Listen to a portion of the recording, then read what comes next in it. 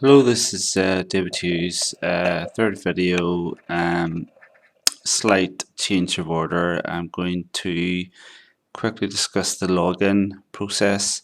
Anybody who has requested a private page will get a instruction letter as to how to process that.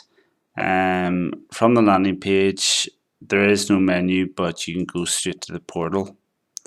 And you will notice up here that there is buttons, and one of those is portal. If I just log myself out, it looks quite simple, but it's actually quite a sophisticated login system. If I put, let me see, dummy, I'm going to cheat and I'm going to copy the password. The minimum password length I give out is 10 characters, which I think is really the absolute minimum for security.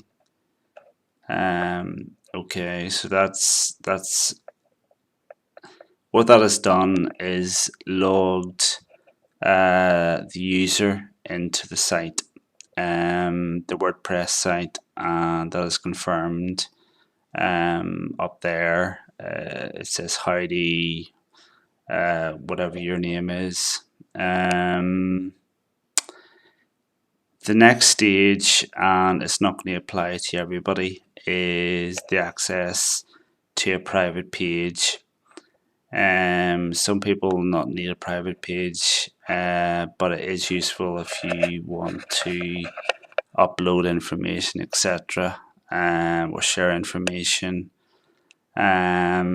So again, I'm going to cheat and I'm going to copy the 10 digits.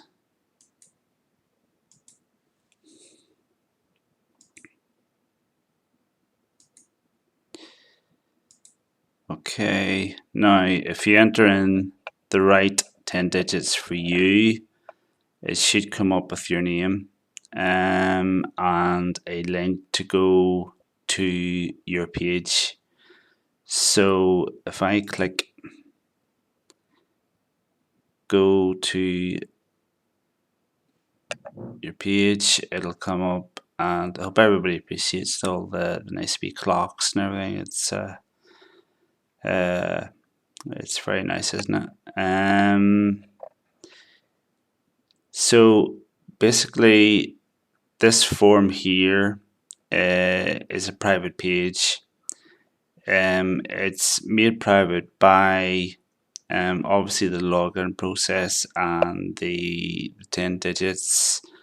But also, if I come out of that page,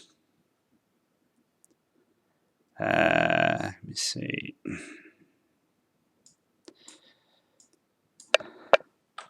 Let's log back in as myself.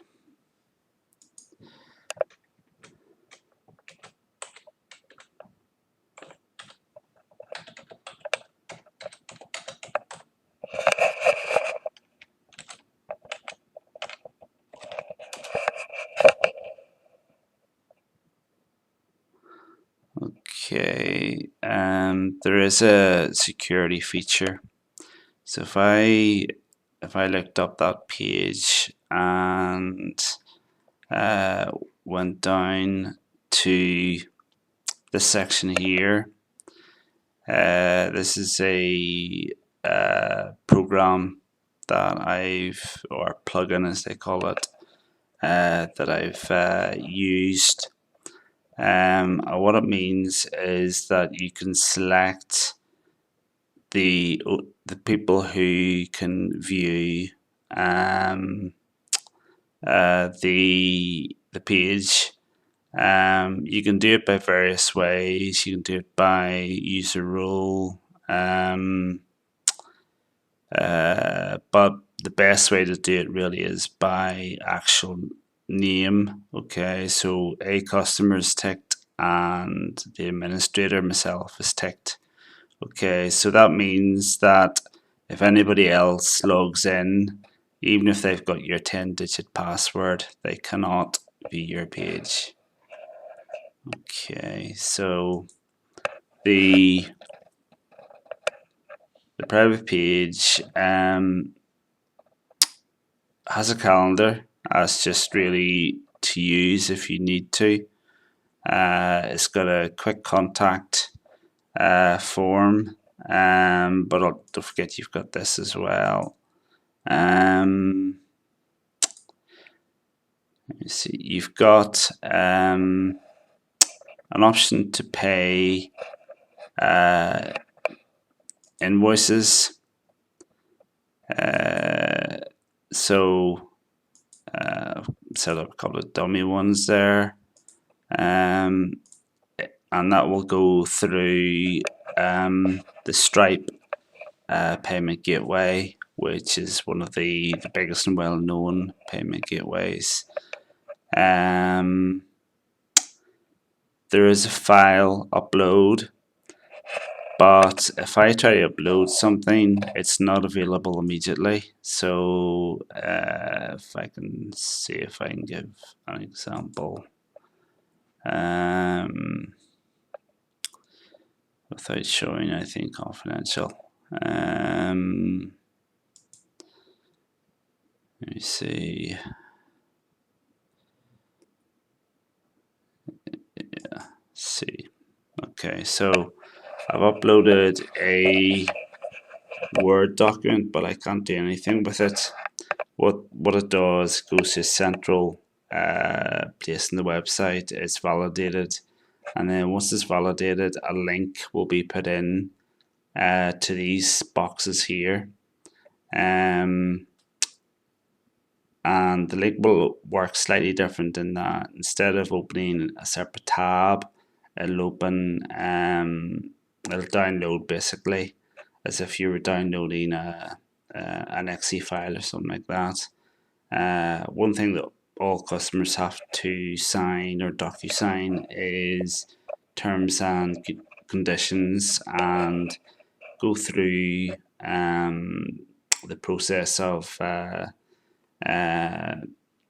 validating themselves for anti-money laundering, which has become a big issue at the minute.